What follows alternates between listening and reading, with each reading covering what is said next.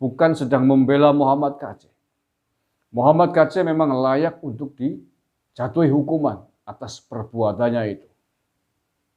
Tetapi bahwa ketimpangan vonis yang sangat mencolok atas tindak pidana yang juga sangat mencolok, sungguh di luar nalar kita semuanya. Agar majelis hakim yang mengadili Munarman ini untuk diusut lebih jauh, mengapa vonis yang dijatuhkan hanya 3 tahun penjara.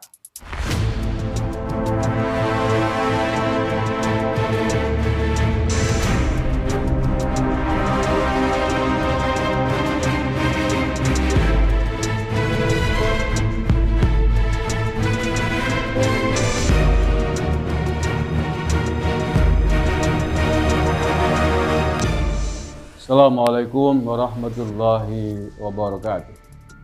Salam saudara, salam sejahtera untuk kita semuanya. Salam, Om Swastiastu, Namo Buddhaya, salam kebajikan rahayu. Saudara-saudaraku sebangsa setanah air yang saya cintai, saya banggakan. Masih teraduk-aduk emosi ini. Melihat vonis Majelis Hakim di Pengadilan Negeri Jakarta Timur kepada Munarman, ya sangat menguras dan mengaduk emosi kita semua. Orang yang dinyatakan terlibat dengan tindak pidana terorisme hanya divonis hukuman 3 tahun. Sementara itu di waktu yang bersamaan, tepat pada hari yang sama tadi, Muhammad KC divonis 10 tahun penjara atas tuduhan penodaan agama di Pengadilan Negeri Kabupaten Ciamis, Jawa Barat. Sungguh sebuah keputusan hakim yang kontradiktif, bukan sedang membela Muhammad KC. Muhammad KC memang layak untuk dijatuhi hukuman atas perbuatannya itu.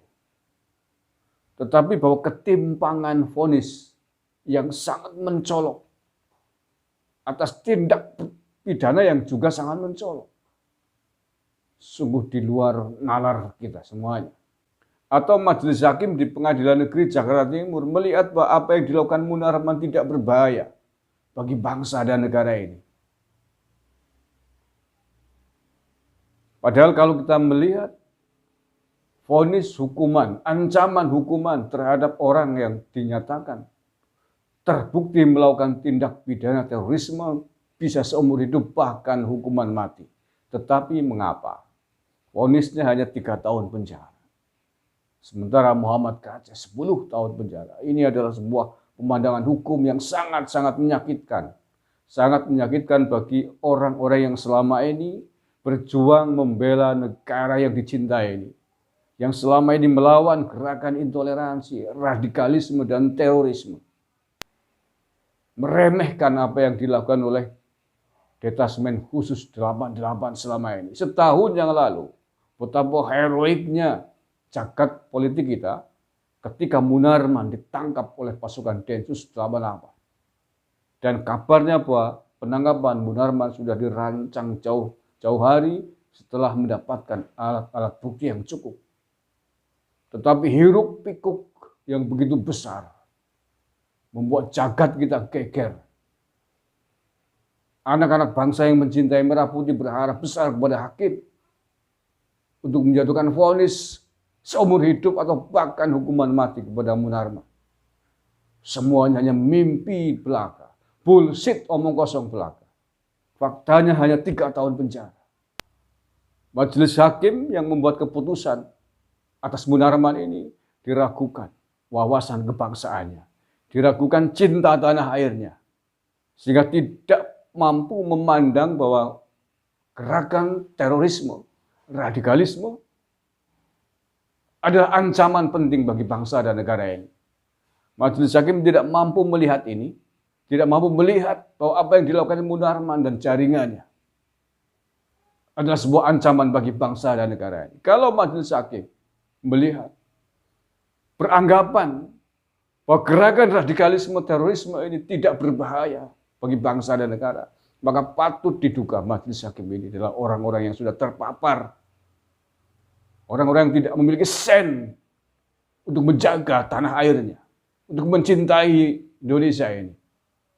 Maka saya sepakat ada banyak usulan di netizen agar majelis hakim yang mengadili Munarman ini untuk diusut lebih jauh. Mengapa vonis yang dijatuhkan hanya 3 tahun penjara? Patut diduga ada unsur yang tidak wajar. Mengapa kasus sebesar Munarman ini hanya divonis 3 tahun penjara? Saya sangat sepakat. Saya kira Kemenkumham atau bahkan Menko Polhukam Mahfud MD harus memberikan stressing yang khusus untuk mengusut majelis hakim yang mengadili Munarman ini. Karena ini sangat-sangat menyakitkan bagi siapapun di negeri ini yang mencintai tanah air, yang selama ini dengan gigih melawan intoleransi, melawan radikalisme, melawan terorisme. Lebih khusus Densus 88 yang telah berjuang hidup mati siang malam 24 jam untuk mengendus, menangkap orang-orang yang terlibat dengan gerakan-gerakan terorisme ini. Bagaimana mungkin sekali Munarman vonisnya jauh lebih kecil vonisnya dibanding Muhammad KC. Ancamannya ditimbulkan oleh Munarman bukan sepele. Keutuhan negara ini, keutuhan bangsa dan negara ini tidak masuk akal. Sekali lagi tidak masuk akal. Mudah-mudahan Menteri Hukum dan HAM atau Menko Polhukam akan memperhatikan suara-suara netizen atas kasus vonis di Pengadilan Negeri Jakarta Timur terkait Munarman ini. Terima kasih. Wallahul muwaffiq ila aqwamit thoriq. Assalamualaikum warahmatullahi wabarakatuh. NKRI harga mati.